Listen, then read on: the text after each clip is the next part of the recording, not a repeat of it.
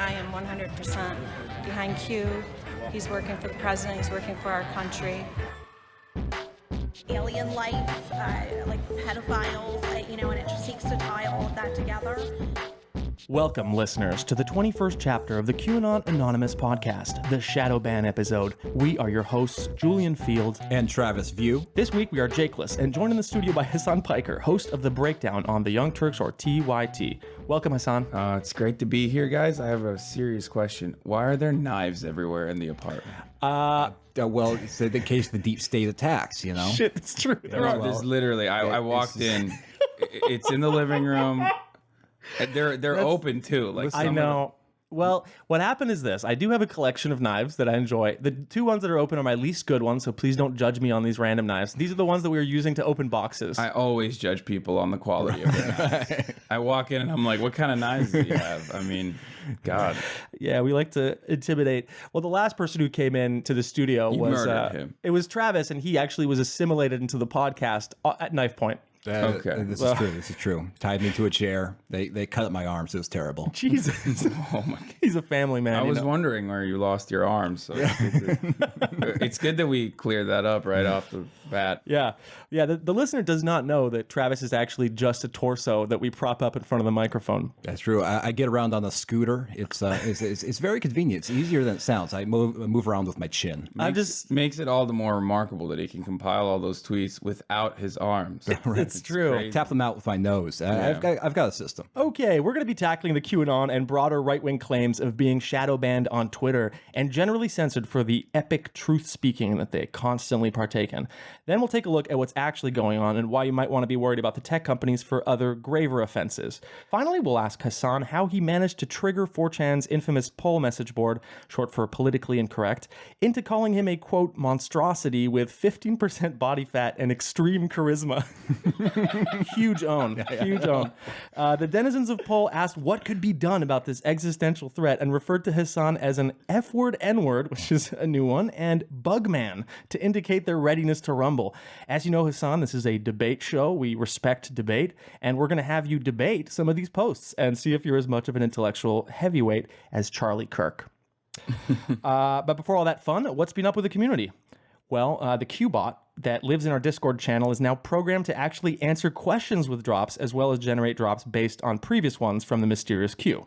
You can come and ask him where your Nana really went or if video games are actually socialist praxis. In other news, my use of a Tokyo subway jingle as a transition between segments in the previous episode has bewildered a Japanese listener named M. Saws. They reside in Tokyo and actually take the specific subway line I sampled the jingle from.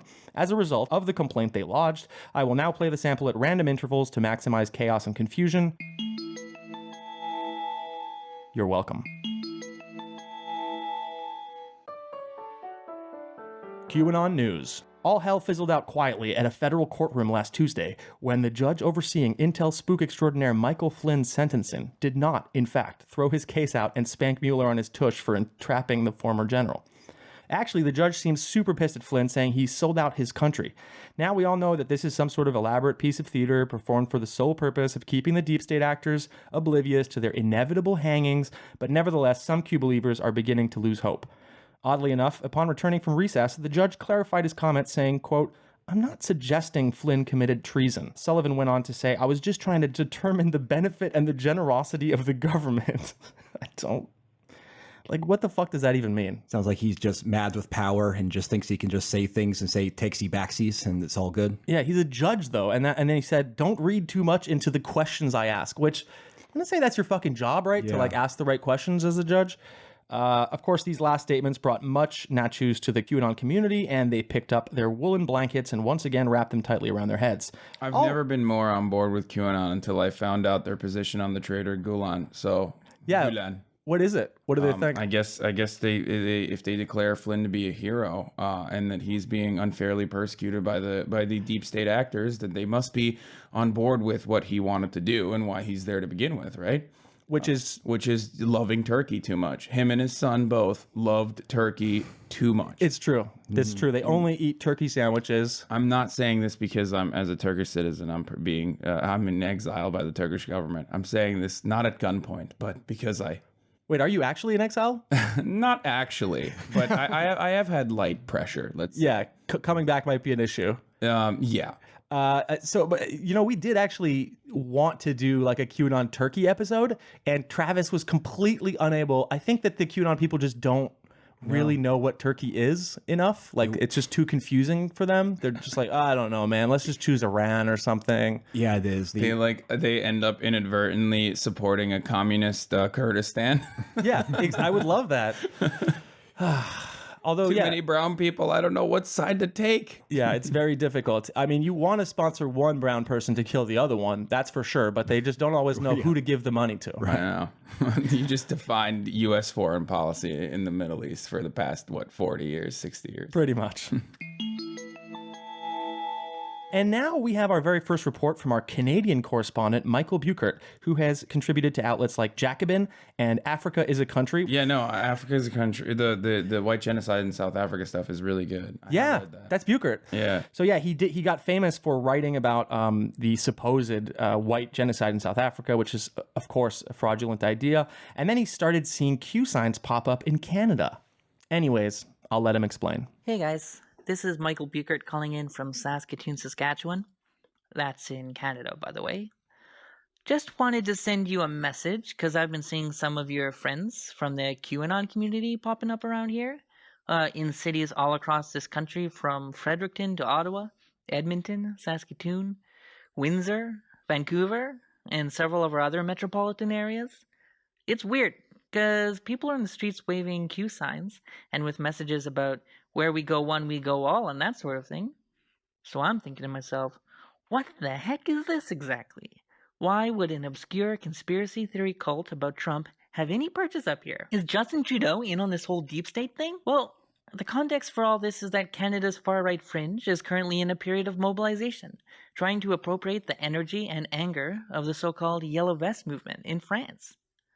Now, you may know the Gilets Jaunes or Yellow Vest movement to be a spontaneous, broad-based, and ideologically diverse movement which has taken over the streets against Macron and his austerity agenda. Its demands are many, but they include left-wing items, including a big increase to the minimum wage, as well as better pensions and social programs. In Canada, though, the first folks to really follow and discuss these events have not been the left, but the far right. One key player in this has been Rebel Media.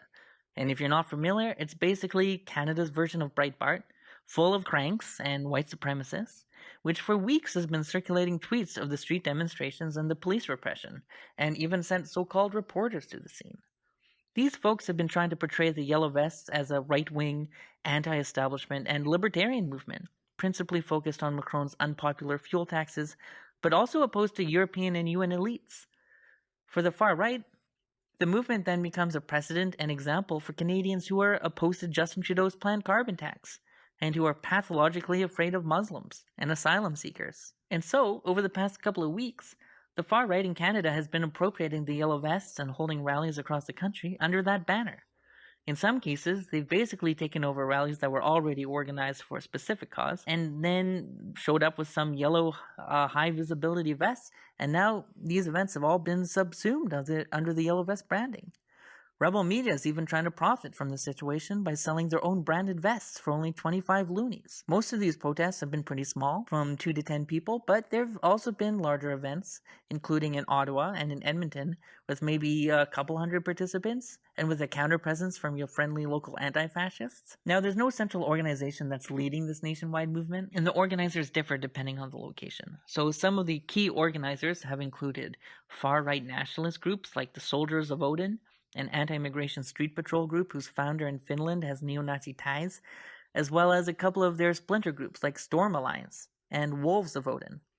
There's also a similar group, La Mute, which is based in Quebec. In Ottawa, we also saw the presence of the 3%ers. The 3%ers, which is an armed militia, and they're currently planning to ramp up their paramilitary training exercises, so that's great.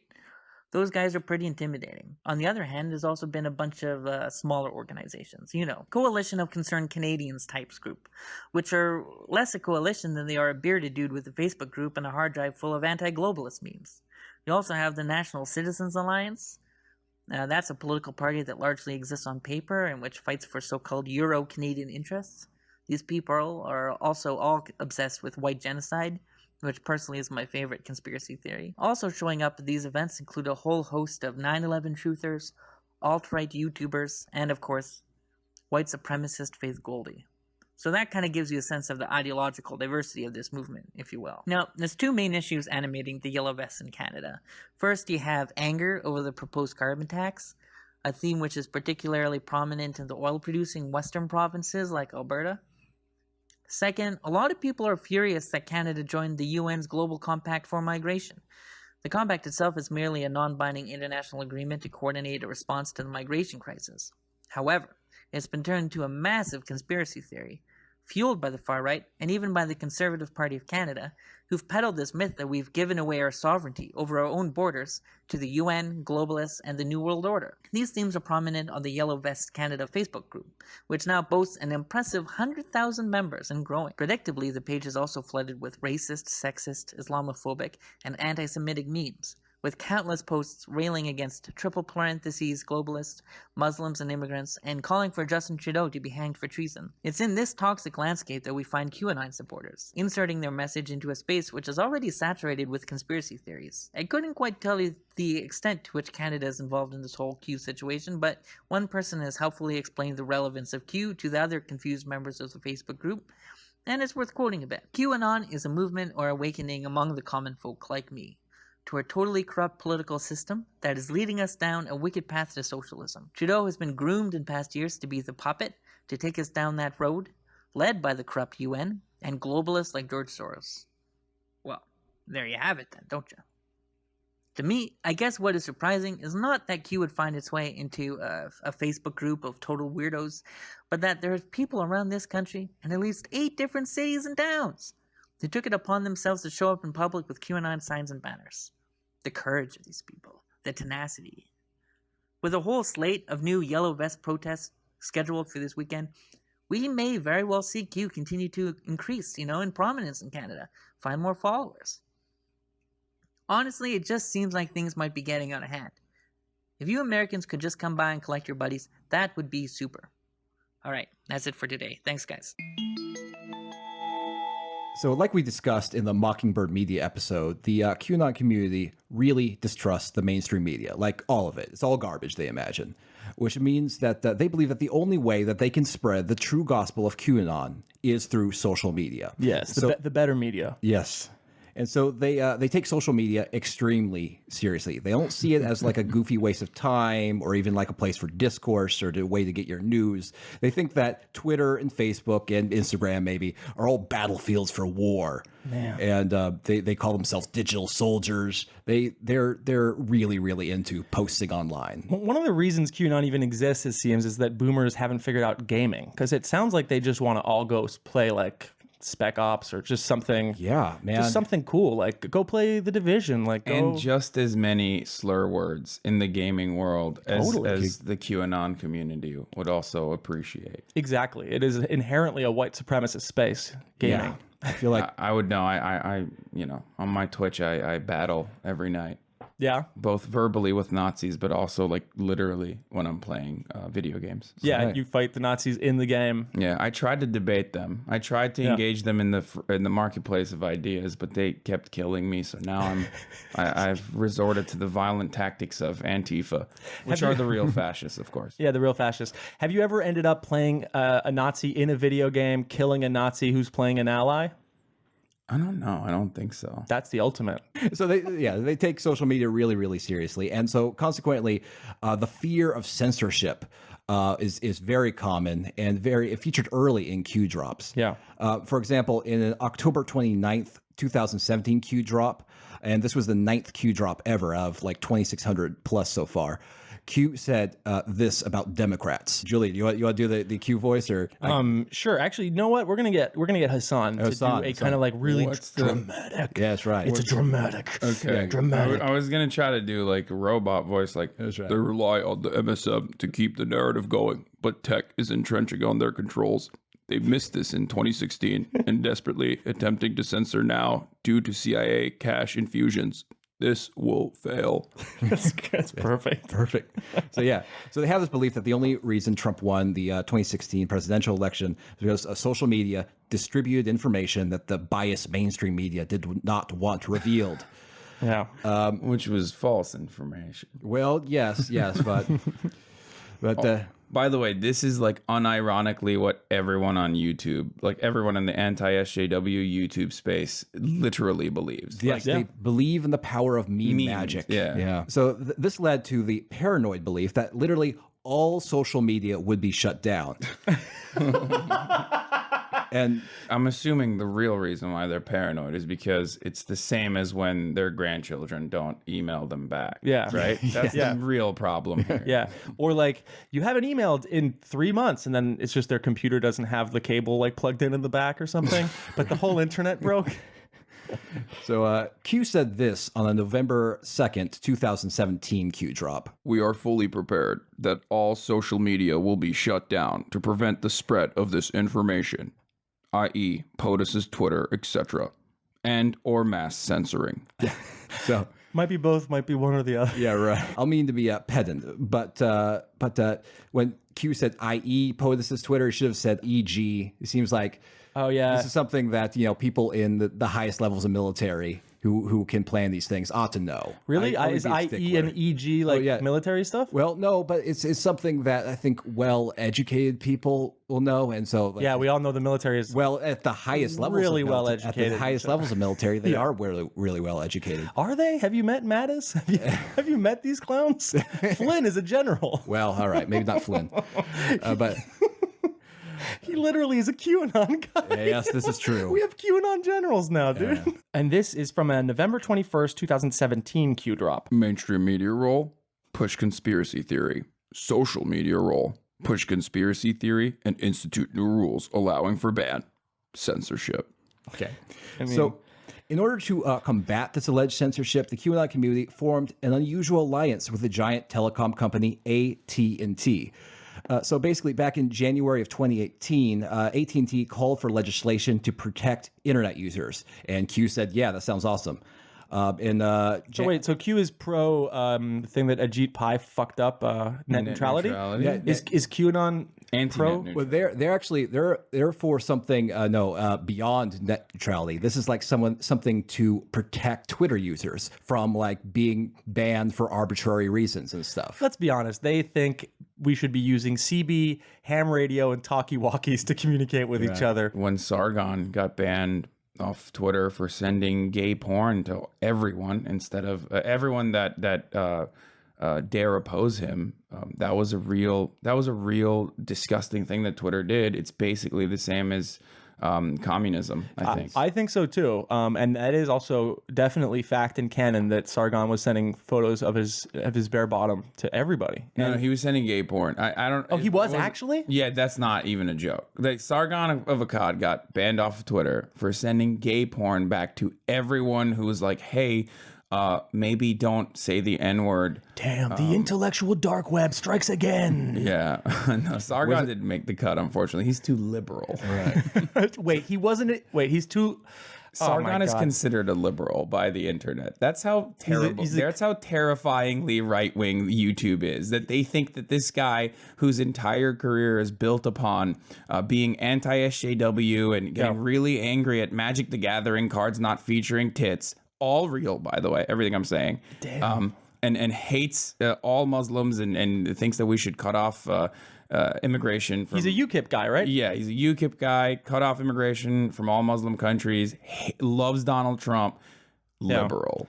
Yeah, he is a liberal. He's a, so what do they call themselves? Classical liberal? Yes. Yeah, where it's like I'm a liberal, but I from a time when I could own slaves. Yeah, and exactly. want to own slaves. it's like, listen, I just think I should have the freedom to pistol whip a black person. Like that's like we used to. Yeah. So on January 23rd, 2018, the AT&T CEO Randall Stevenson said this.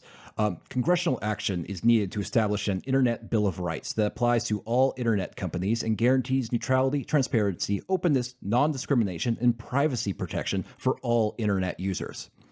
And in a Q drop on the same day, Q responded by saying this. R.E. Ebor. This scares them more than anything. loss of control. Use logic. Nothing to do with AT&T. Must be regulated to prevent censorship and narrative push. So, I love this Q drop because It's so confusing. I know it is. I think Q knows it's a little bit awkward that they're saying, yeah, multinational billionaire telecom company. I second what you said when they're supposed to be this sort of like populist movement that's sort of like up against the man.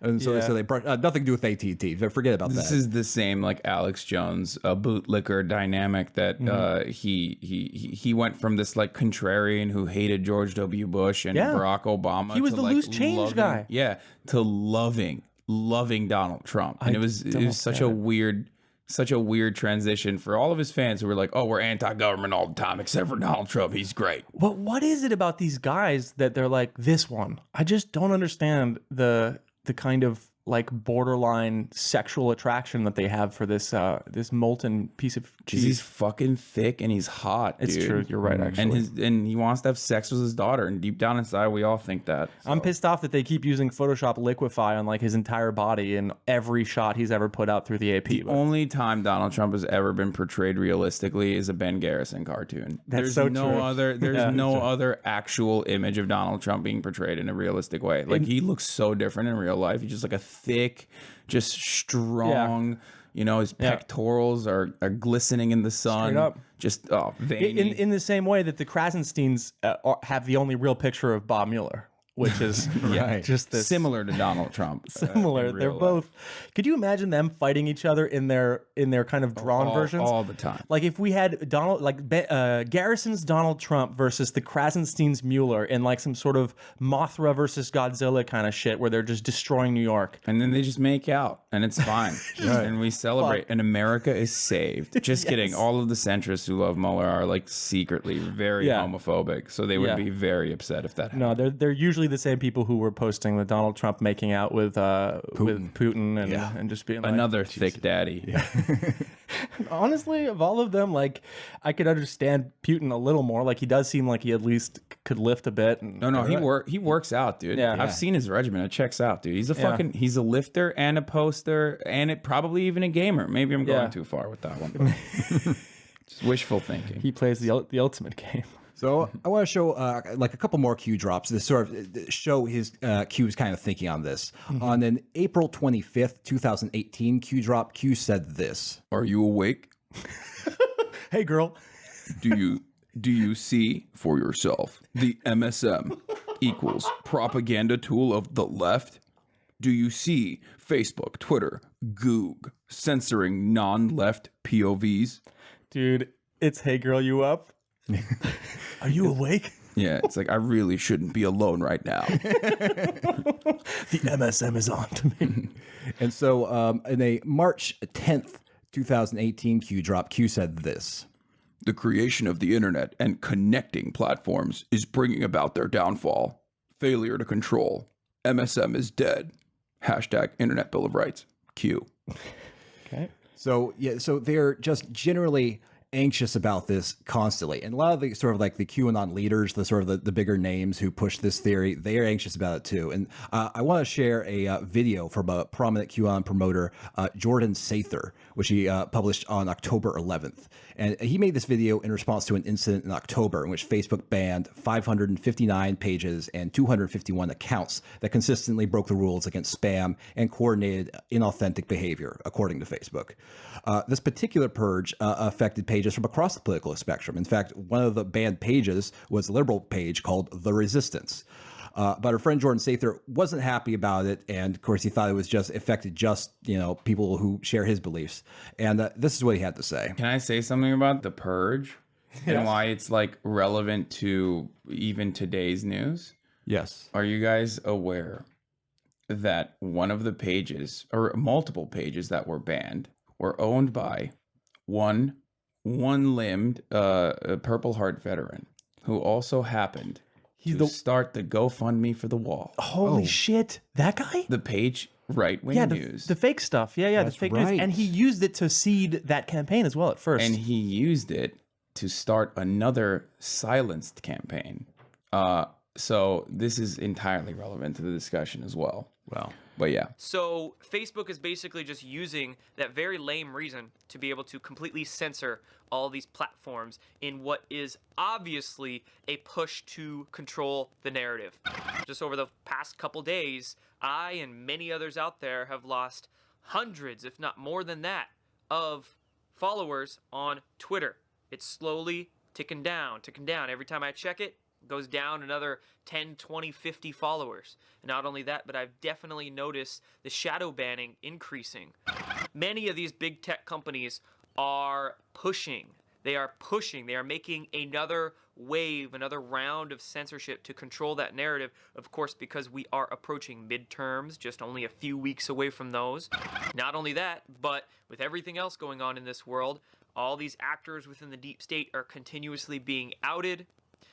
No question, no wonder why Facebook is targeting hundreds and hundreds of accounts and pages today. I love the dedication that these people have to posting, and I'm sure you guys understand that. No. Like, it's just imagine creating oppression where no such oppression exists by tying it directly to social media engagement, which is beautiful in a way, because this is exactly what the older generations thought millennials would get too caught up in. Yeah. And Gen Z would get too caught up in, except from what we've seen thus far, Gen Z does not really care about engagement metrics as much as millennials do.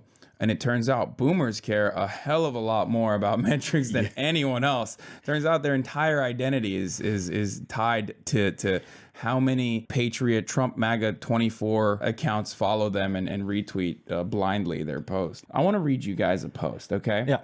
So this is from 5/14/2018. Trump says, "Big day for Israel. Congratulations." And this is American flag emoji, American flag emoji, American flag emoji, Diana, American flag emoji, female blonde emoji, responding to that tweet. She says, Okay.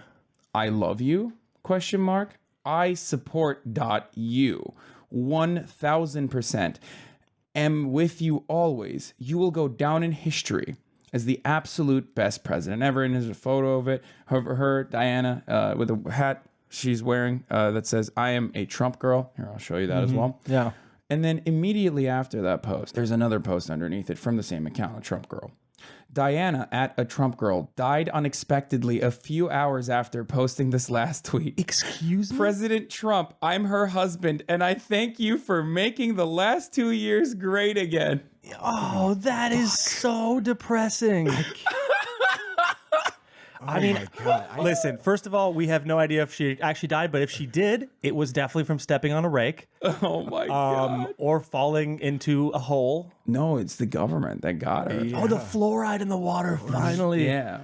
seeped in. Yeah, this is horrifying whether it's real or it's fake. Yeah. It's like, obviously if it's real, it's horrifying that, people, it's like, oh, my wife died, but I'm going to post for her. I'm going to post for my Wasn't there some Never wasn't stop there some posting. some centrist guy like Kurt Eichenwald's wife, after he got spammed with gifts that were like really flashy to trigger an epileptic seizure, his wife took over his account. She did. She had to narc on everyone. Listen, when I have an epileptic seizure, I can only hope that my wife knows me well enough to immediately get on Twitter and start posting as me. Yeah, and then Kurt's large adult sons are gonna beat everyone too. They've identified everyone's IP addresses. Terrified, but yeah, this is such a classic move where you do a post and then you do like a dramatic follow-up to the post. Yeah. You do a post and you die, and then your husband takes over your account to let the president know that she might have died, but it's fine. Yeah, she might have died because of you. She slipped on a MAGA hat in her kitchen and just smashed her head against the counter. Yeah, awful. It was gently placed there by an Antifa fascist, of course. An Unfortunately, Antifa terrorist. She applied a Trump sticker to her exhaust pipe and killed herself. Jesus Christ. But it's fine. She didn't do it on purpose. It's fine because her husband's controlling the account now. So and he's still thanking the president, this cuck-ass bastard. He's like, "Thank you, Mr. President, for killing my wife."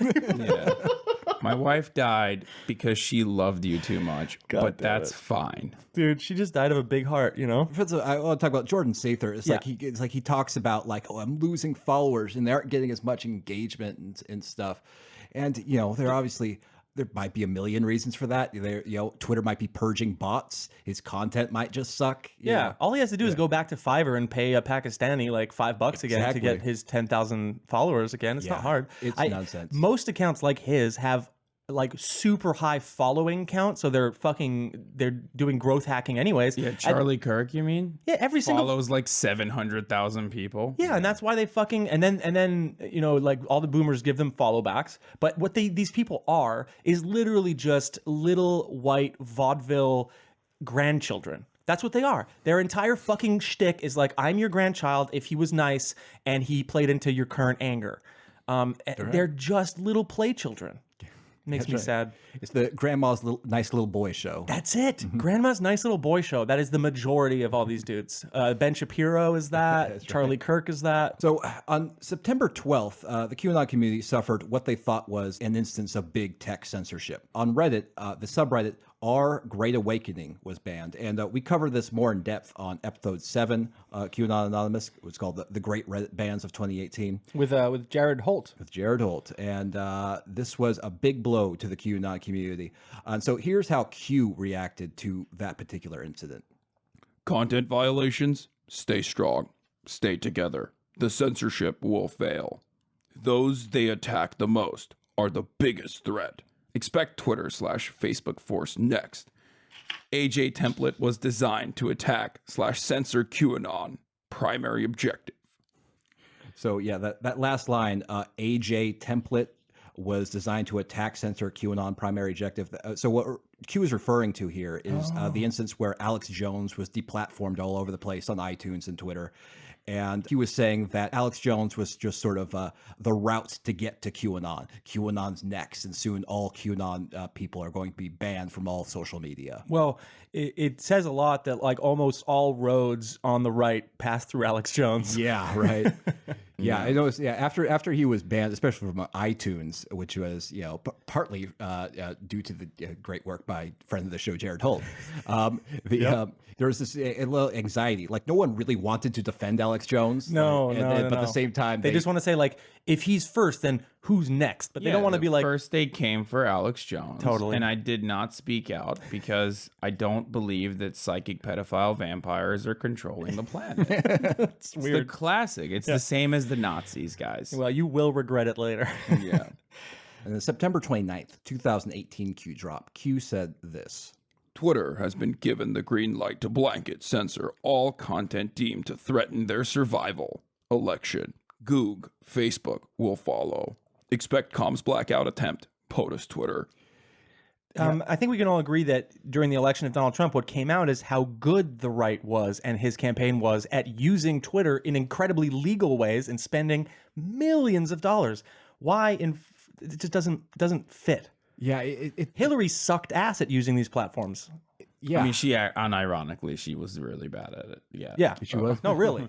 Like She Pokemon Go'd to the polls. Like she did all the stupidest possible stuff. I know that under no circumstances you got to hand it to him, but Trump is just an incredible shit poster. It's true. He's a classic of all time. He is a fucking troll. QAnon people, they really, really love memes. They don't think these are like silly things. They think they're like weapons of war. Hells yeah. And so November 2nd, 2000. Well, technically, they literally were in Myanmar, but that's well. What? How so? I actually want to hear this. Well, Facebook was partially responsible for exacerbating the genocide in Burma. Yeah. Against the Muslims there. Yeah. And they used fake information and spreading fake information to justify the deaths in those villages, where they would just like literally send in attack helicopters.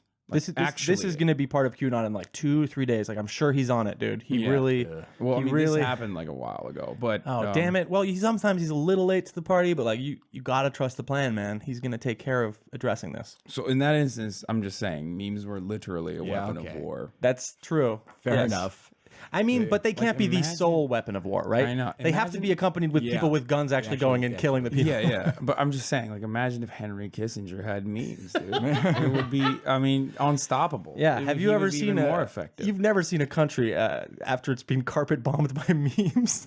Yeah. Just flattened. You haven't. It's like when Genghis Khan redirected a river over that one town that he hated really hard. Memes will do that. Yeah, to you just see the Google map of the country, and it just has giant impact, all caps letters printed into it permanently. like from space. minions. There's just like so many minions memes all over it, saying stuff like, "Oh, liberals, Venezuela." Yeah, but bottom text. It's carved out by Agent Orange, just like fucking, just using the country like a printer. Wow, I didn't know that the QAnon podcast was so problematic as to make jokes at the expense of genocide. Wow, Make jokes at the expense of minions. We would never. Boomer listeners, we love minions, so don't think we're problematic. In a November 2nd, 2018 Q drop, Q said this. There is a reason why we encourage memes so much. There is a reason why we came here to drop. Oh my God. There is a reason why they are all working overtime to build code to censor and defend against memes. Regarding read drops, memes.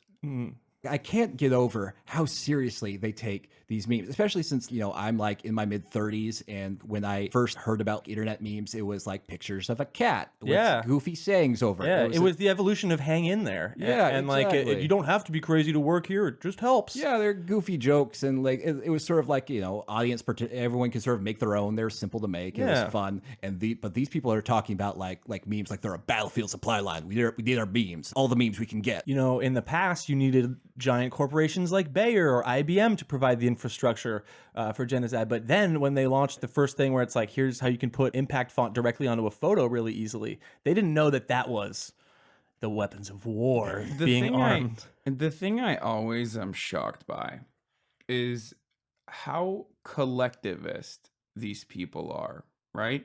I mean, this is basically agitprop. This is basically agitative propaganda that is crowdsourced. And it is somewhat effective, especially with our current level of education in the United States. And everyone's brains are completely rotten, either as a consequence of, you know, consumerism or as a consequence of just the fluoride in the water. Who knows? That's what it is. It could be either or.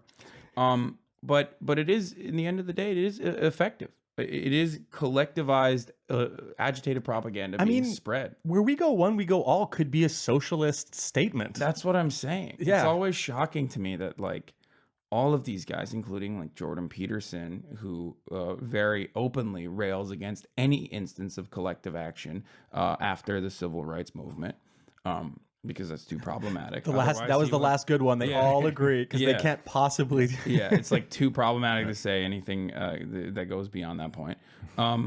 But they turn into Marxist revolutionaries that want to democratize the workplace whenever someone gets banned off of like Patreon for saying the N-word with a hard R. It's true, This is a real story, by the way. It's shocking to me. If we turned all the factories into N-word factories, I think they would actually defend communism. No, literally. If the only output that we had was just shit posters who want to send death threats to feminists. Well, if they keep exporting jobs, my dude, I think that will be the only export of America by 2024. Just memes. Hell future. So that's really the key to sort of understanding why they're so humorless about social media and why they fear censorship so much. They think they're digital soldiers engaging in regular warfare instead of shit posters who post about insane bullshit and thinking that they deserve a Purple Heart for getting a 12-hour suspension on Twitter. We all know that we are the only ones who deserve that. That's true. We're the good guys. I've never been suspended on Twitter. Has yet to happen. I'm sure it'll happen one of these days. It's because we of course talk about things that don't threaten the current status quo. Things like, I don't know, reorganizing our economic structure in a way that makes more sense, that yields more egalitarian outcomes, is actually not threatening to the status quo, like someone sending out a Despacito Despicable Me meme about how millennials are eating condoms and snorting Tide Pods. I love to eat condoms. So now we're going to take a little gander into the broader right-wing take on censorship and why. So on July 26, 2018, Trump took to Twitter to complain about shadow banning. He said, "Twitter shadow banning prominent Republicans. Not good. We will look into this discriminatory and illegal practice at once." Many complaints. But how did the president come up with the term shadow banning? Because that's too gamer for him. I don't know. It just doesn't sound right. Well, unfortunately, we have Vice News to thank for him saying that. They did a story on July 25th where they used the term to refer to prominent Republicans who they claimed were having their visibility reduced on Twitter, specifically in the search results. They framed it as deliberate despite not providing any evidence. Vice claimed shadow banning was occurring to professional Donald Trump cosplayer Donald Trump Jr., and James O'Keefe, the man who dressed in a pimp outfit to discredit Acorn, a community-based organization that advocated for low and moderate income families by working on neighborhood safety, voter registration, healthcare, affordable housing, and other social Disgusting.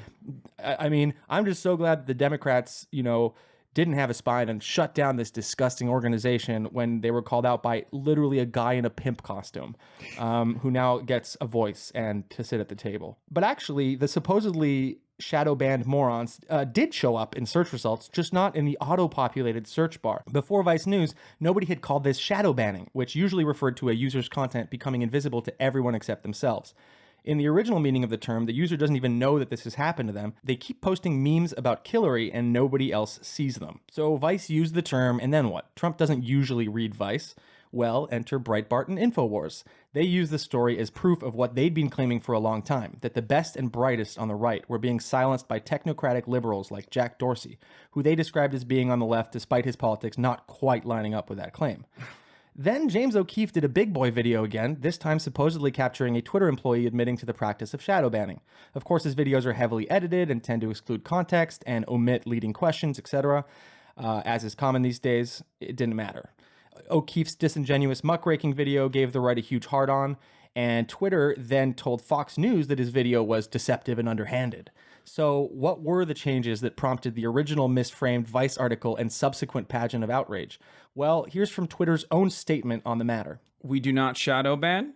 You're always able to see the tweets from the accounts you follow. We do rank tweets and search results. Okay, so followers can see the accounts, but maybe they won't pop up as much on their timelines or in their searches. Why might that be? Well, Twitter has a policy about, quote, bad faith actors, which they say, quote, intend to manipulate or detract from healthy conversation. So what counts as a healthy conversation for Twitter? According to Twitter, 3 things. Be a Nazi. No, I'm just kidding. Post about Himmler nonstop. Okay. 1, specific account properties that indicate authenticity, e.g., whether you have a confirmed email address, how recently your account was created, whether you uploaded a profile image, etc. 2, what actions you take on Twitter, for example, who you follow, who you retweet, etc. And 3, how other accounts interact with you, for example, who mutes you, who follows you, who retweets you, who blocks you, etc. Twitter then went on to say, quote, we know this approach is working because we see fewer abuse reports and spam reports, which to me, that just means you've successfully protected people from seeing things they don't like, because people now report stuff for nothing. I mean, I saw a conversation on Poll trying to get people to go to your Twitch to go report you. Oh, they do that all the time. Yeah. But what they don't realize is that I'm a verified partner because I'm a leftist, of course, and Yeah. Amazon owns Twitter. I'm sorry. Amazon owns Twitch.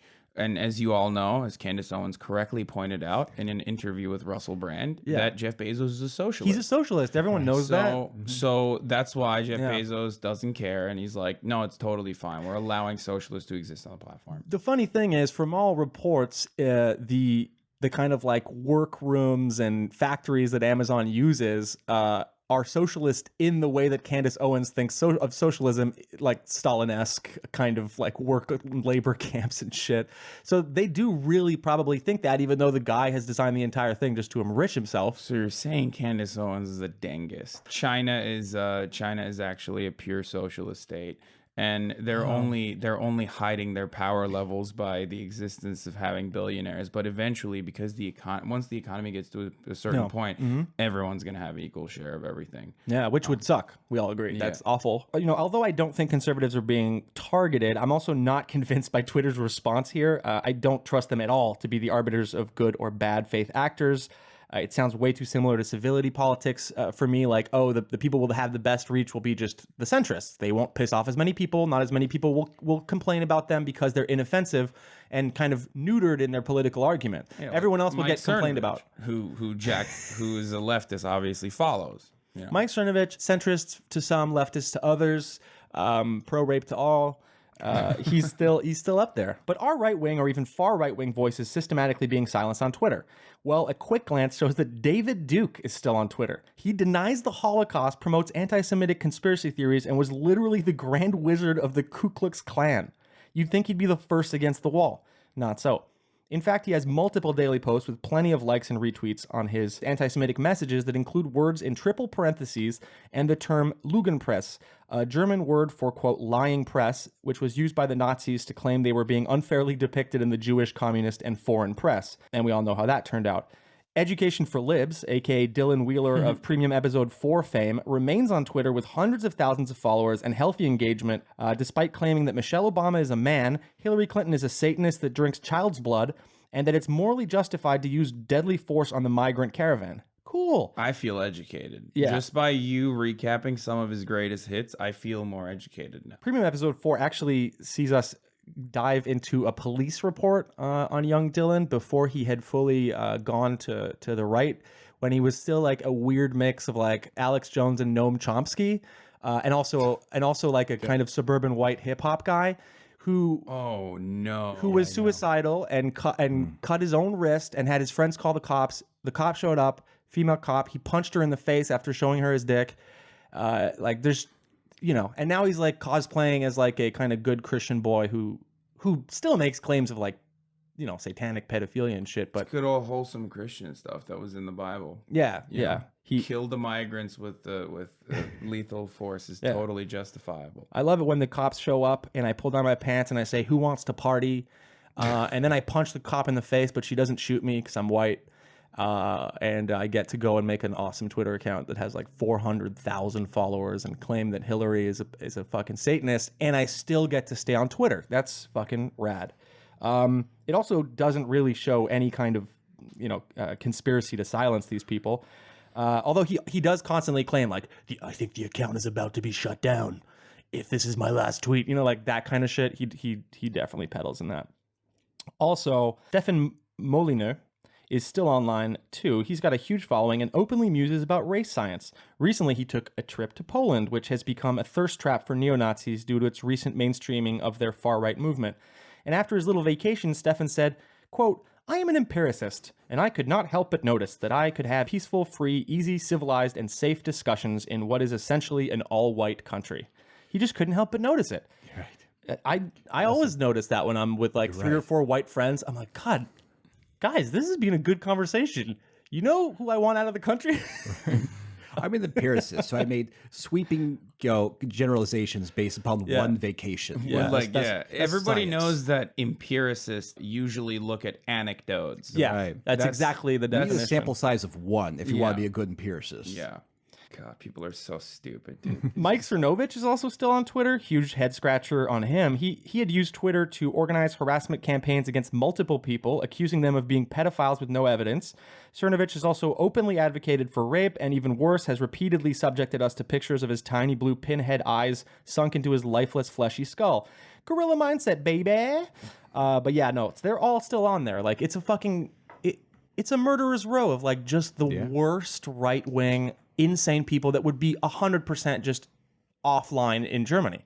Well, who's to say that Mike Cernovich is bad for executing targeted harassment campaigns on people he deems pedophiles without no evidence, when the other side is advocating for universal health care or Medicare for all? That's those good two point. are equally murderous and violent and illegal. Yeah.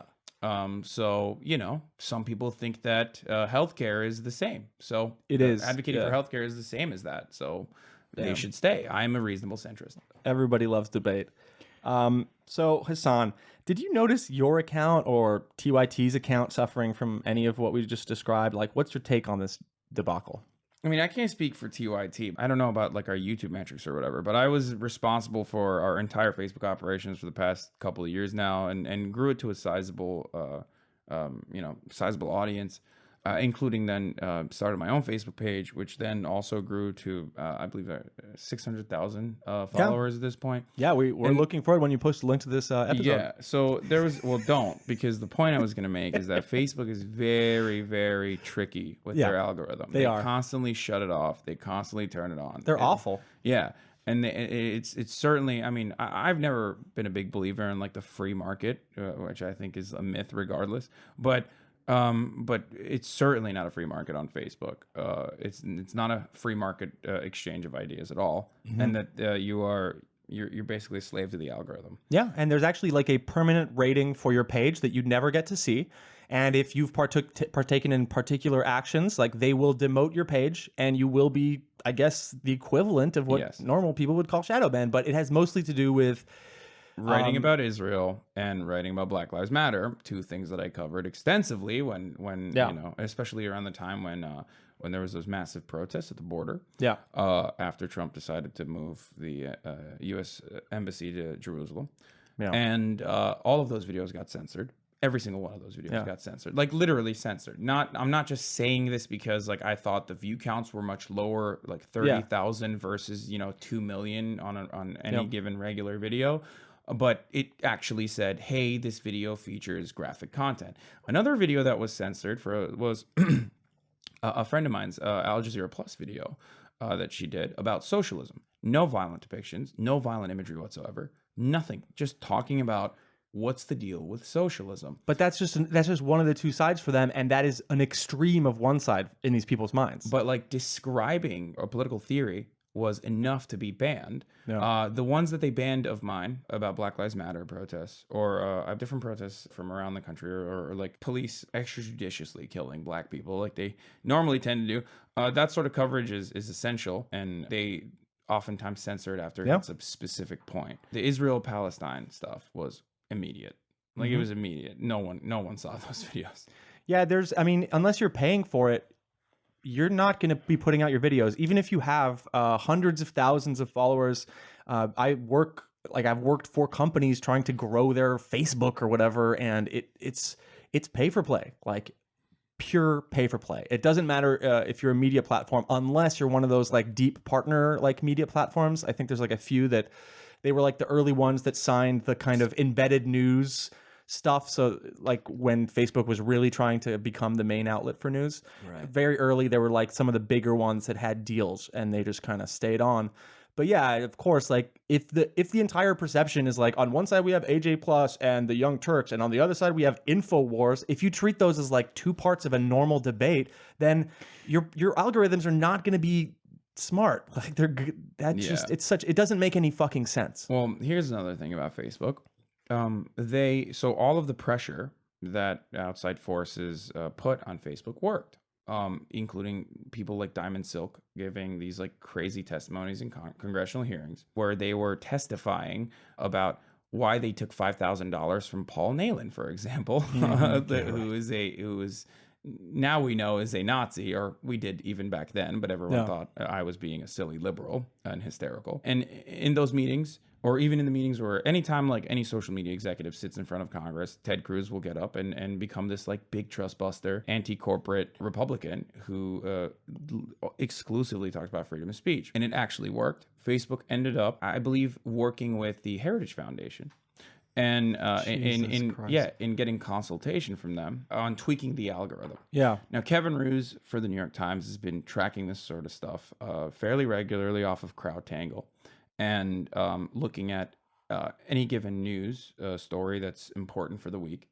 And the top 10 search results are always Daily Wire, like Ben Shapiro, not InfoWars obviously anymore because it's gone, but Daily Caller, Tucker Carlson. It's always the top 10. Like the top 7 is always populated with right wing, like far right to right wing commentators.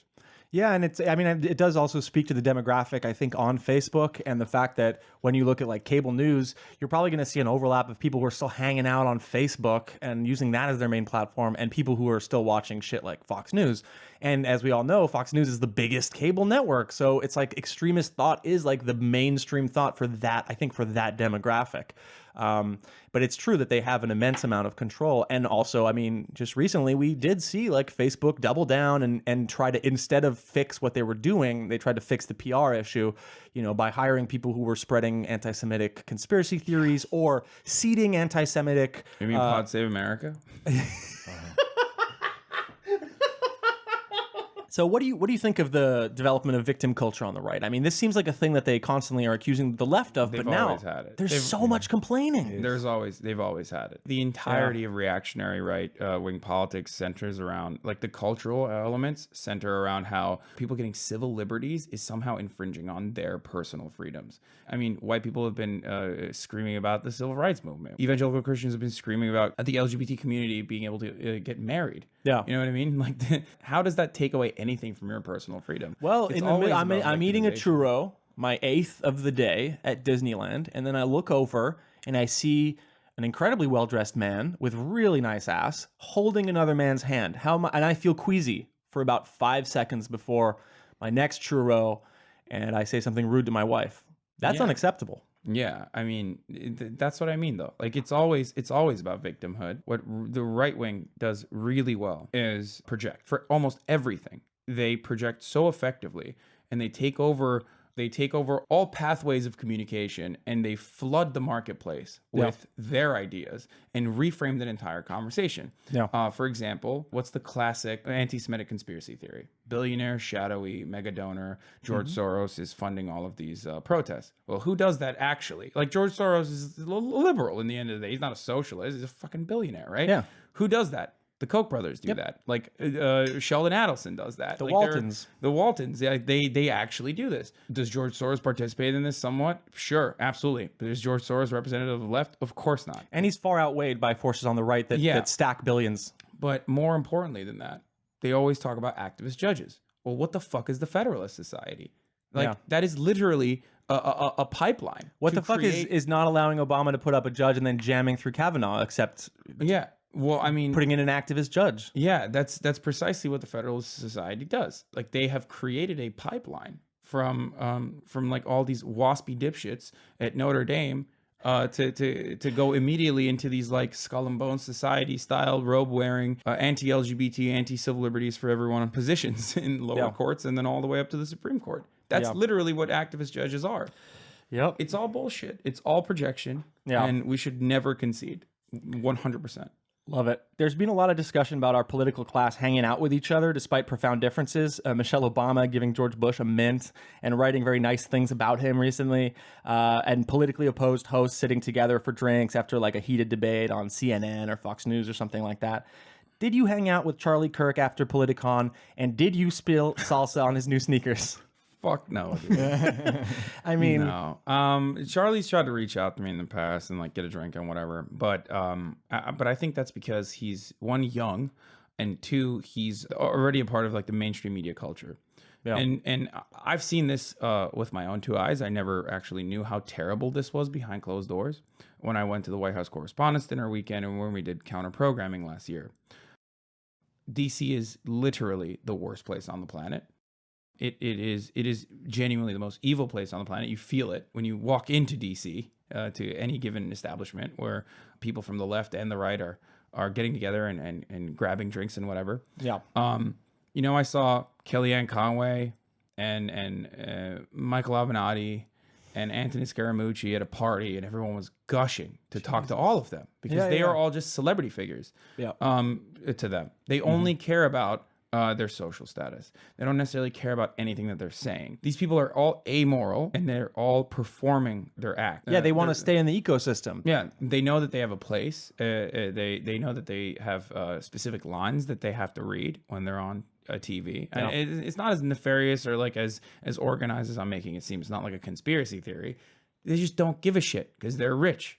They're rich, and they know that they can get richer by playing their part in the system. Yeah. But all of these other brain dead boomers that watch Fox News genuinely think that these people are. I mean, and I exclude Tucker Carlson from this conversation because I genuinely think he is a white nationalist who's hiding his power levels. Yep.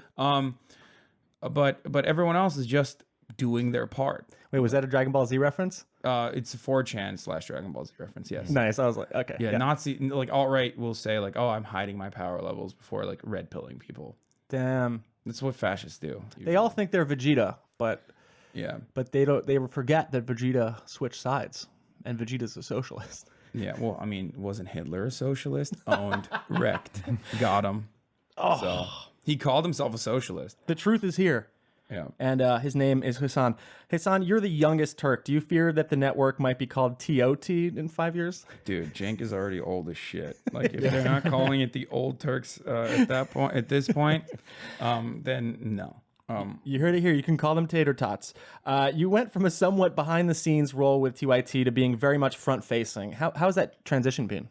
I love it. I mean, I always wanted to do this. I always wanted to create my own show at TYT even before I started working there. And I got the opportunity to do that because the organization was somewhat mismanaged as far as like allowing people to create content. I just took advantage of like a supply closet and started writing stuff and it took off. And nice. Yeah. You're referring to The Breakdown, right? Yes. Nice. Yes. Well, everyone should go check that out for sure. In recent years, we've seen a collapse of credibility for the mainstream media channels. This has given rise to alternative ways of having the world explained to us. It means some positive things like TYT and Chapo have been elevated, but it's also meant InfoWars becoming more prevalent and QAnon capturing the imagination of a sizable segment of the population. What do you think of this development, and where do you think the American media landscape is heading? The American media landscape is terrible because the right, and it's almost analogous to the American political landscape, which is that the right keeps increasing their mania, keeps advocating for the most insane and violent legislation they could possibly, and the most cruel things that they could possibly say or do, whereas the left, and I don't mean this as like the actual left, I mean liberals, who I would regard as conservatives themselves, keep trying to keep the entire operation together, as though the other side is full of reasonable actors who just have a difference in opinion. When a difference in opinion would be, sure, let's say a difference in opinion is I don't want to give people free healthcare because I'm a cruel person and I don't care if poor people die. That's a violent difference in opinion, but a difference in opinion isn't these migrants, we should gas these migrants. It's fine. It's just nacho. I could put it on my nachos and eat the tear gas. Migrants being dirty is not an opinion. There's no logic there. It's not it's not like a different, technically it is a different opinion. Yeah. But it goes far beyond just having like a rational, reasonable debate with someone. And yet people who are free speech absolutists like Glenn Greenwald even still frequently make it seem as though like these people should keep their platforms, which they were handed to by other wealthy billionaires who know that this sort of messaging is incredibly successful in focusing the masses' attention on things that are completely irrelevant to the actual economic realities that they're suffering under. Did you manage in that conversation at Politicon to actually at some point get Charlie to tell you where the money was coming from for TPUSA? Of course not. He freaked the fuck out and he started screaming about how he lives like a capitalist every day, and that he's funded by the grassroots of this country, which is Foster Freeze and the Koch brothers. Yeah, of course. His rage on that stage was something else. I have to say, it gave me a little bit of pleasure just to see him completely unravel like that, because I'll be honest, if I'm sitting on a good point that is backed by a kind of coherent moral vision of the world, I probably wouldn't get that fucking jumped up. I'd be like, yeah, these people are bad actors. I'm just gonna lay back and make my point, But yeah, he wanted Cenk to really answer for it. All right, so too bad. We are still waiting to find out who bankrolls TPUSA. If you know, just write on in, and we'll have you on the show. It seems like in our polarized political moment, civility no longer applies. Certainly what the boomers are complaining about Despite the older talking heads, who made their names on CNN, MSNBC, and Fox News, younger media personalities seem to be okay with being a little ruder to each other or even using Twitch and playing video games all day. Yeah, civility's bullshit. Like I've said this from day one. What's civil about a child dying in poverty? You know what I mean? Especially when we are the wealthiest country on the planet. What's civil or polite about having a discussion about whether poor people should have to go back to a lifetime of indentured servitude just so that they can have access to $1.40 meals per day? Like this is insane. There's nothing civil about a lot of the policies that both the Democrats and the Republicans back. Yeah, there's nothing civil about it. And as a matter of fact, I think civility is holding us back. It's the biggest issue. It's one of the biggest issues that's holding back the working class of Americans from actually realizing where the issue is.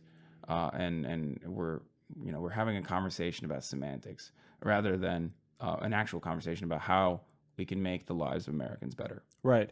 And so, like, what is the kind of best version of an uncivil future that could mean something? Is it really that discussion at this point no longer is relevant and action really is what's important? Discussion is still relevant. I even think that what I'm doing on Twitch is still decent because like I get the opportunity to play with these other massive professional video game athletes and stuff like that have access to 20,000, 30,000 concurrent viewers. The point I was going to make is that talking to these people about socialism or even in like alternate like economic theory that they may not have been exposed to ever, and that's deliberate, of course, here in America especially, is it opens their mind, especially if they have a lot of empathy, or especially if they have a lot of compassion. And gamers, or at least Twitch streamers, have very little alienation from labor because they're freaking doing exactly what they wanted to do. Right. You know what I mean? So it's easy to show them, and they usually don't get their start that way. They usually get their start as like, flipping burgers or whatever. Doing awful shit. So they understand that is a future that we could afford to every single human being, a life of dignity. And those sorts of conversations are really productive because obviously these people aren't going to get bread pilled like overnight. They're not going to turn into freaking communists, or they're not going to go in and like buy a copy of the Communist Manifesto. But if I can make this conversation as entertaining and as educational as possible, and even get them to start questioning the reality that is in front of them, that this is an inherently exploitative system, that they probably will never achieve that American dream that was sold to them as a lie, then that's good. Like, you need to start somewhere as far as building class consciousness. Yeah. So that sort of discussion, that sort of dialogue is still important. Another thing I will say is debates are important as well still, especially if you are capable of dunking on these people. I talked to Ann Coulter on a Fox News affiliate show recently. How was that? It was a couple months ago. It was awesome. It's so obvious that she's never actually faced like a socialist or a leftist at all who can push back and be like, yeah, I don't care when Obama did this shit either. Yeah, that sucked. We talked about how it sucked. Right. It's obvious that she hasn't talked to anyone who's studied the right-wing talking points because, again, going back to the projection thing, everything that the right says is projection, including the NPC meme that they started, because they literally follow the same dialogue options every single time. Venezuela, which is the most common one, like all the way to, how could you call yourself a socialist if you don't redistribute your wealth? Like these are... how dare they tell you that your clothes look too nice for a socialist? Yeah, these are all easily debunked talking points. Lenin fucking had beautiful clothes. Yeah. Yeah. That's it. You have to be starving and poor in order to be socialist. Like there's no other. Everyone there's no knows other way. Lenin was a hype beast. Yeah. Lenin fucked. Okay. But yeah, sorry, I don't know if I'm getting too serious. No, it's good. But the point I'm trying to make is that discussion is still important because if you're capable of dunking on these people, that absolutely works. Because Ben Shapiro made a career off of that. A lot of people like Steven Crowder made a career, made incredibly successful videos by just going up to and engaging in disproportionate warfare with hysterical college undergraduates in a power dynamic that is so asymmetrical that anyone with more than 3 brain cells could absolutely look at that and go, what the fuck? It's just like a college freshman asking you a question and you turning around and saying, no, that's not right. And then everyone in the room clapping. Like, that's not, you didn't dunk on anyone. yeah. Like, And also, like, if I were to kind of, want to discuss with somebody, I probably wouldn't choose the dumbest MAGA guy out there to, like, well, try I'm to saying fight. we 'cause- should. I'm saying we should. It's not gonna be that hard. They come to my Twitch all the time and they try to debate me, and then I dunk on them, and the process is great. But during that process, you find out that a lot of these conservatives are the same exact talking points because they're getting it from the same places. Yeah, of course. It's either Poll or either Tucker Carlson and Fox News. Everyone's disseminating the same kind of misinformation. People that watch that video, people that watch those debates, that look at what I'm countering with, now are equipped with the proper tools to deal with that sort of misinformation. Right. If they ever engage anyone else in some form of discussion like that. Yeah. So I think in that respect, I think that these sorts of debates are productive. But we should still actively engage in deplatforming Nazis. That's a given, 100%. Of course. It seems like the right and the left doesn't even start with the same perception of reality. So it's kind of difficult to find common ground. It seems like this is increasingly the case in popular discourse and no longer just the theater of news networks. And at the same time, it seems like there's a real need for a system to de-radicalize some of the younger people who are constantly getting red-pilled through all of these banal mechanisms. So, I mean, what do you think is the best way forward? If there is any, like you described bread pilling, I'm assuming that's kind of like a term used to Yeah, I just red made pill. it up. Yeah. Okay, because I've heard black pilling. I don't know if that's No. That's black pilling, Is that bad? white pilling. These are all 4chan terms. Bread pilling, on the other hand, is just taking red pilling, the popular Matrix concept that the alt-right took over. Or Sure. at least originally the pickup artist community and Yeah, the that's men's right, yeah. activist community took over. Then the alt-right started using and turning it into radicalizing them towards a more Marxist perspective rather than one that focuses on this like weird in-group out-group mentality of this race or whatever, like superior race, superior genes, that we should be focusing on eugenics and all this other stuff when all of the white people, I mean, look around, go to the South and talk to some white people and then tell me if that's the master race. Seriously. They make great biscuits. I like bread pilling because it feels like a nod to how the beginning of the French Revolution was like all the women getting pissed off about the rising cost of bread, and that actually formed a kind of a mob that then led into the French Revolution. Of course, now we all just assume it's the dudes and stuff, but the original outrage was around bread stuff. So cool, bread pilling. Let's do it. Oh, here we go. This is the real dessert of the pod. If you got too serious before, now we're jumping in. So you recently had 4chan's infamous poll post about you asking what they should do about the threat of a handsome young socialist blue pilling people left and right. So first I wanted to read the post and then see what you had to say about some of these claims, challenges, and insults. I think this is, we're speaking to debate here. Okay, so the original post was really amazing. So it's just a picture of you. Kind of looks like a LinkedIn profile pic or something. Like it doesn't. No, it's from my Instagram. It's from his Instagram. I'm giving the fuck me eyes. You know what I mean? It's like Yeah. they luckily used a sexy photo of me. I mean, I Yeah, guess they did. I guess my Instagram is carefully combed though. That's by choice because they say, should we be worried about this lad or his lad? But I think they mean this lad. 6'5", 350 bench press, 15% body fat, hard anti-fascist far leftist, extreme charisma. He's already on Twitch blue pilling thousands a night. Pretty soon, Young Turks will be so far ahead of other outlets that there's no way we're ever getting remotely close to the red pill as a society. List some thoughts on how to deal with this monstrosity.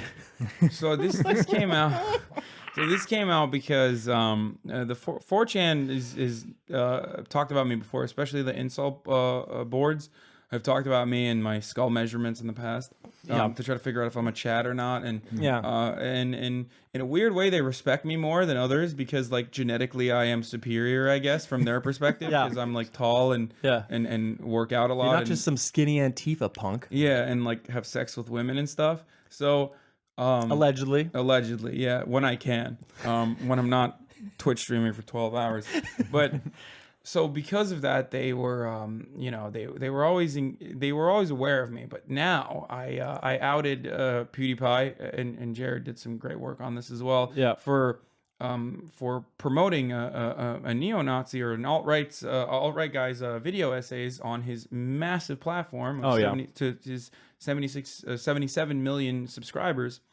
And that kind of all hell broke loose a little bit because ER was celebrated in the poll for being like a really skillful, crafty guy who makes a lot of video essays, and then he like puts in anti-Semitic messaging in it, and you know he names and shames Jews. He literally puts like he names the Jew on his like Steven Universe essay, which is insane to me. Which had 2 million views, and it was monetized on YouTube even after it was taken down originally once.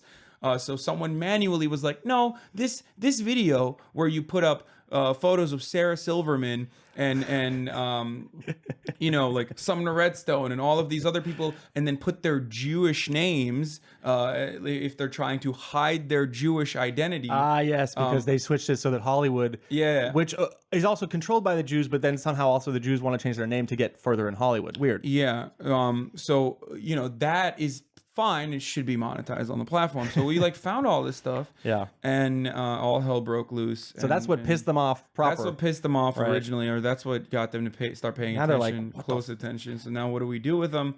Someone lied and said he's 5'11". He's 5'11", bro. So I don't know. What do you have to say to that claim? I mean, you guys know how tall I am in real life. I'm 6'4", but I'm not 6'5". It says I'm 6'5". In that original post. But please, guys, please knock him down 1 inch, but not as far as 5'11". Yeah. Hasan Piker, obviously misspells your name. Only a true mutt can have a name like that. So is it true that you are mixed blood? This is. I mean, so I am an Ottoman, I guess. So, and I don't mean that in like the furniture sense. I mean that I'm Turkish.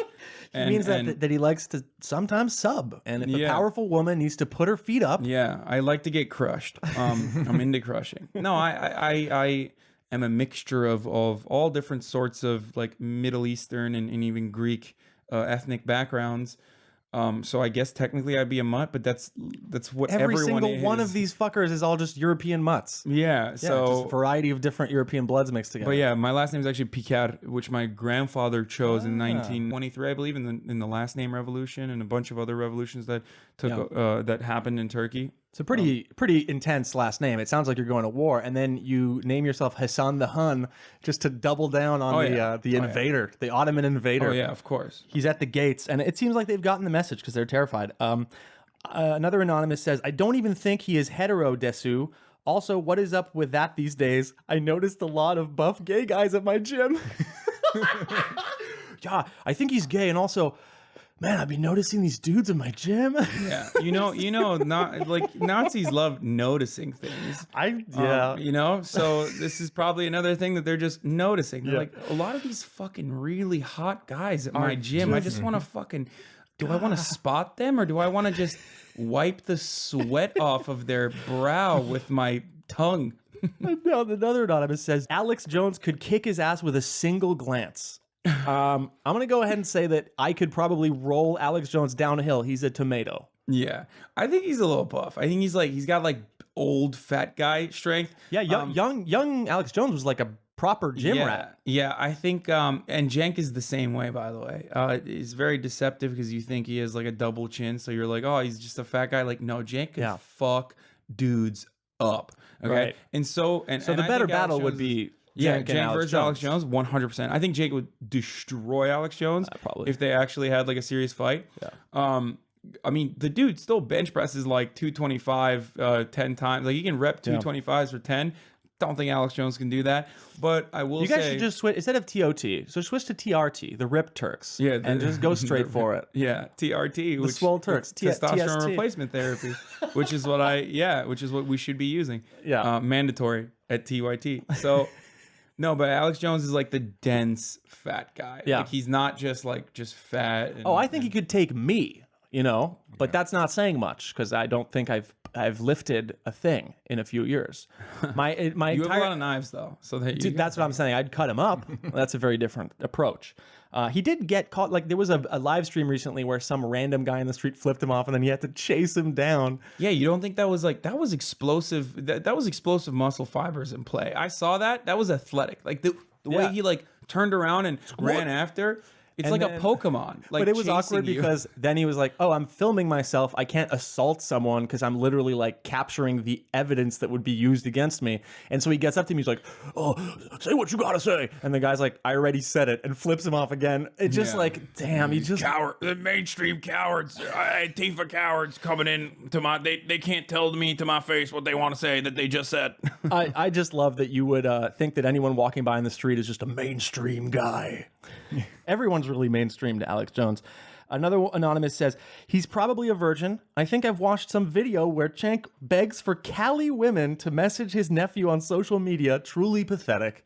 Did Cenk ever beg women to message you? Because that sounds like a really cool uncle if he did. My uncle never has hooked me up like this. This was like back. I don't even remember when it was. I think it was like 2012 or 2013. Like Nice. I'm in college. Yeah. It was really embarrassing.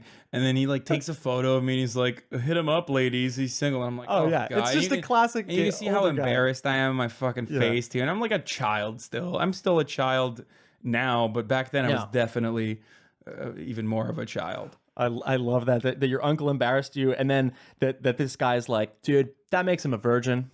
Like that, I know virgins. Confirmed. Yeah, no, I know confirmed. virgins. Okay, so this guy has posted a photo of from Gangs of New York of Big Rabbit Boss Man with the crazy eyeballs. And he wrote, "I saw a video of him talking about PewDiePie yesterday, as you were mentioning, and you can tell from his mannerisms and general demeanor that he's inevitably going to get wrapped up in some drug-related or Me Too type controversy." So he looked at you and he was like, "That dude is a drug addict and a rapist." Yeah, I'm both simultaneously a virgin and a drug addict rapist at the same time. Like I've never been around women, but also yeah. You're also crazed on PCP and trying to tear off clothes. So Yeah, it's just 4chan projection. what are you gonna do, right? Yeah. Okay, I'm 20, 5'11". Give me 3 months and some basic fighting advice, and I could kill him. He's like, "Yeah, I can't do it now at all. But man, if you put me through some sort of like boot camp or like." My favorite part about that goes unnoticed is basic fighting. Just basic fighting. Just basic. You know, Yeah. just like teach me how to punch, dude. Yeah. Like I got him after that. Yeah, Like, what does he that's think? Does he give think me- he's gonna find my address, come to my house, and stand outside and go, I challenge you to a duel with our to a duel of fisticuffs. He's clutching his 3-month like Yeah. graduation like fucking diploma of like, I've learned basic fighting. I'm here for you. The next one, a Muslim Turk Zoolander with a hatred for the working class. That's an amazing take. Self-proclaimed male feminist, member of Antifa and gamer. Such a great list of things. It's just like so many contradictions. Yeah, this is just hard to parse. He hates PewDiePie. He hates JonTron. He hates white people most of all. Too strong. Too Strong is a TYT reference, I think. Like TYT Army Too Strong. So Sorry. So this person is probably like one of those people who like started getting radicalized after Sam Harris was like, I'm not an atheist, I'm an anti-theist, but also like Muslims should be, we should nuclear first strike Muslims if we want to, because that'll preserve the future of the white race. Also, Hollywood, a Muslim Turk Zoolander would be an amazing sequel. The second one sucked, so why not make a third one that's actually good by switching it to a Muslim A Muslim. Turk. All right, so that's about it. I think you debated your way out of that. I feel really satisfied that you would actually kill that 20-year-old. We have a couple of listener questions. Aaron T wrote in to ask, what kind of LGBT stuff have you run into in the fever swamps? I mean, is that ever brought up? Conspiracy for or against? I'd imagine we'd be part of the child trafficking, but is there any gay Soros that they go after? Related, is there any LGBTQ focused community, i.e. twinks for Q, Q daddies, etc.? So yeah, the attitude of the QAnon community to the LGBT community is not great. Let's say. Surprising. Yeah, it's pretty toxic, in fact. So, like one thing that people in the QAnon community do pretty frequently is that they like to attack like liberals. I think quite justifiably when they're like hypocritical about like accusing people of being gay. like for example, when Lindsey Graham was being obsequious towards Donald Trump, and then people made stupid jokes about like Lindsey Graham being closeted or being gay for Trump. That was before he became like the rage version of himself that he showed during the Kavanaugh trial, and then now he's a Chad. Yes. And so the QAnon believer, On With Logic, says, I know. Anyone surprised that leftists are directing homosexual slurs at Lindsey Graham? This nasty. Is this Ryan Savidra? Yeah. Sorry. No, that's he does that all the time. Okay. Anyone surprised? Yeah, Just that format? No, he does the. No one talked about Mika Brzezinski when she said "butt boy," while he is unironically a reporter for. Is he the Daily Caller or the Daily Wire? Do you guys know?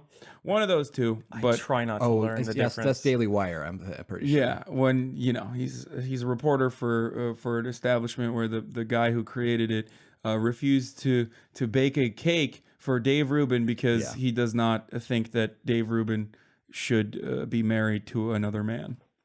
Wait, but Dave Rubin's also like a right-wing piece of garbage, right? Yeah. Oh, but it doesn't matter. He's gay. So Ben Shapiro's still like, no, I will logic you out of being homosexual. Well, we found a weird connection there, but I found, and this is actually kind of our scoop, I found out that the guy who founded Gays for Trump is a QAnon guy.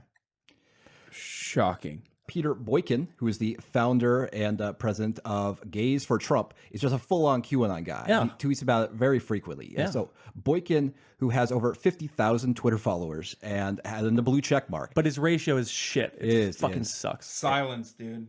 They're silencing him. Sorry. So he tweeted this on March 14th. Guys, it's now officially GLB and Trump and QAnon.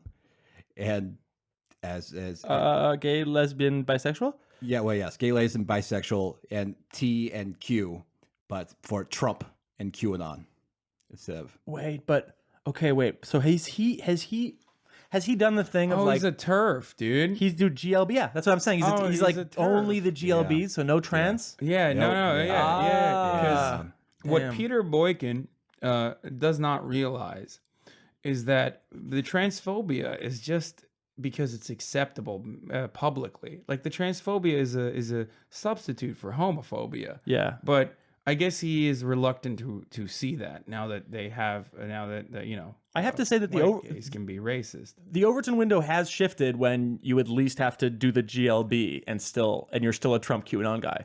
Like I think 50 years ago he would have just been straight up in the closet and just been like passing legislation against gay people. Yeah. But that's I don't think these people realize that like once they take away once they oppress and systemically oppress as many trans people as possible and like write them off of existence or whatever and like censor scientific evidence to prove that the trans people are just perfectly fine then they'll what do they think they're going to continue to attack? They're going to go back to the gays. Yeah. That's why it's so weird to me when you see like a marginalized community member go like, oh yeah, I think the transphobia is totally fine. It's like, no, dude, like they're coming after you next. Again, it wasn't that long ago. Mm-hmm. So generally speaking, they talk about the LGBT community and in a really conspiratorial manner, but generally in that they think that the normalization or the acceptance of the LGBT community is sort of like a stepping stone to the acceptance of pedophilia. Is sort of the conspiracy. Mm-hmm. And they do things like they constantly accuse people being closeted homosexuals, like Barack Obama. I saw Justice John Roberts and Senator Cory Booker. They've accused, as opposed to Michelle, that they just think is a trans man. Yes, they just straight up think she's trans. Mm-hmm. Okay. And it's like when talking about Catholic priests who molested underage boys, they sometimes fault them for being homosexual priests, as homosexuality was run rampant throughout the Catholic Church. And I can't believe the Catholic Church was ruined by the homosexual agenda. Yes, it's disgusting. Yeah, and they really, really, really do not have a good track record with transgender people. Oh my, is this? Oh wow. So I want to share. Maybe we'll share one tweet. Maybe we'll cut this. It's kind of intense. Holy shit. But yes, so one QAnon believer tweeted basically it's like an image of a big boobied devil with horns and a pentagram in his head.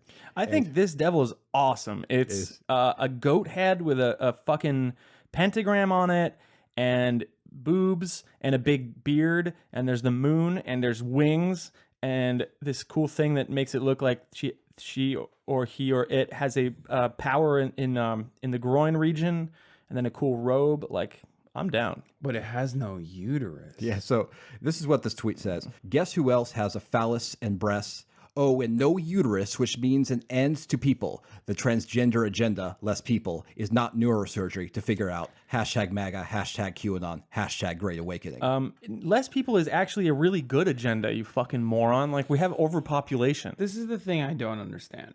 If you're secure in your sexuality, or if you're secure in your gender identity, like there's no way that you can be like, oh, okay, I'm gonna go out and take hormone therapy and transition into becoming a woman. Like it's not a pleasure. Yeah, it's not a pleasant experience. And again, I only have anecdotes to refer to from trans people in my community that I talk to regularly about this sort of stuff. But it's a really complicated, expensive, and tumultuous process. Yeah.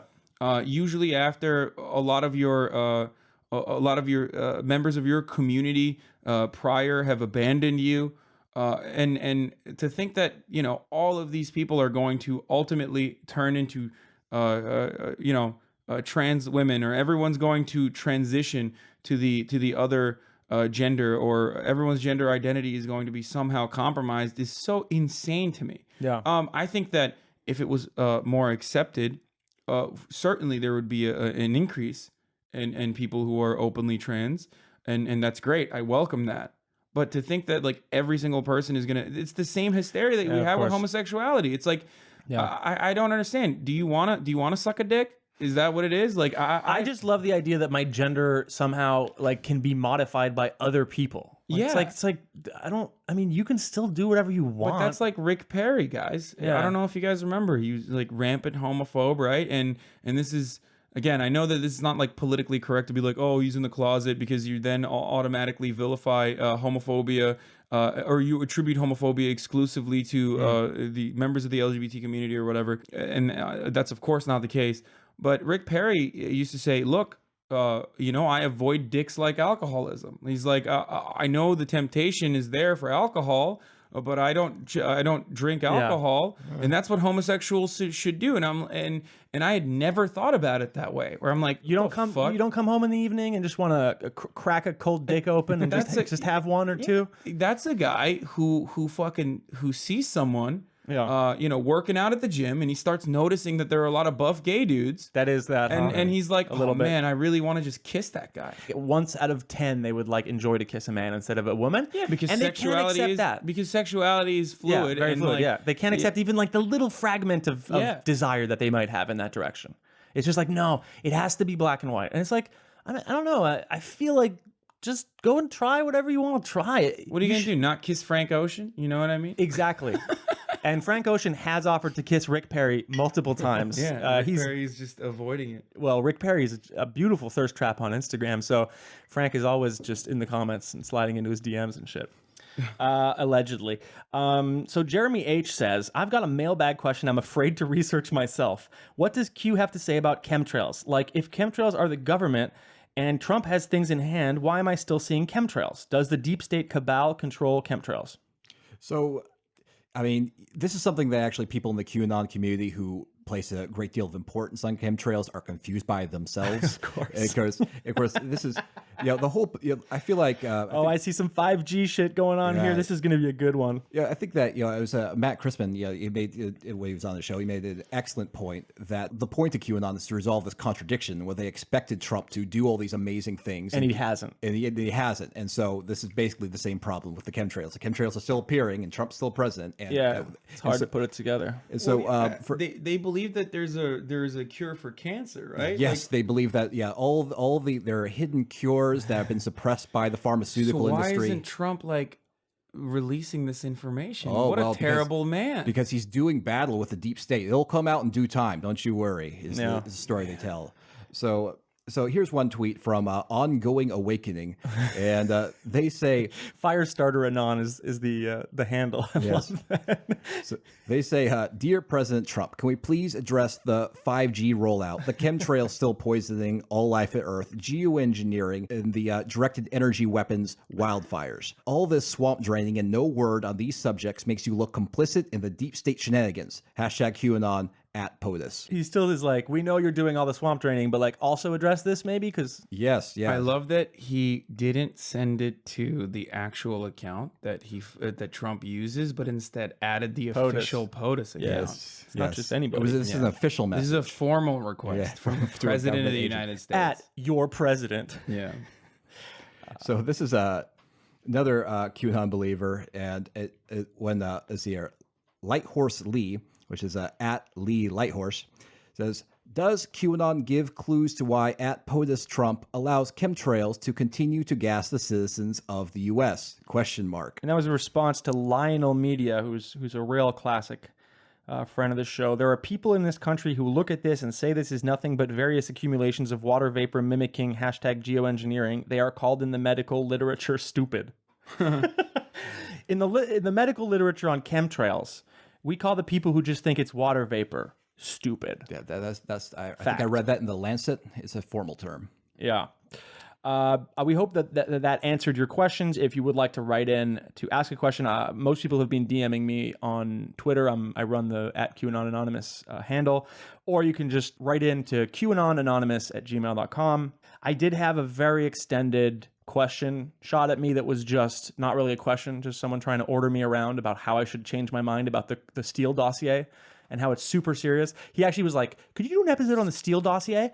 And then 2 seconds later texted me, he's like, don't do it like your Q episodes, though. The Steele dossier is fucking awesome, okay? So you got to take it really seriously. And I was like, I don't know. All right, thanks for writing in. Is the Steele dossier and Russia hysteria the liberal QAnon?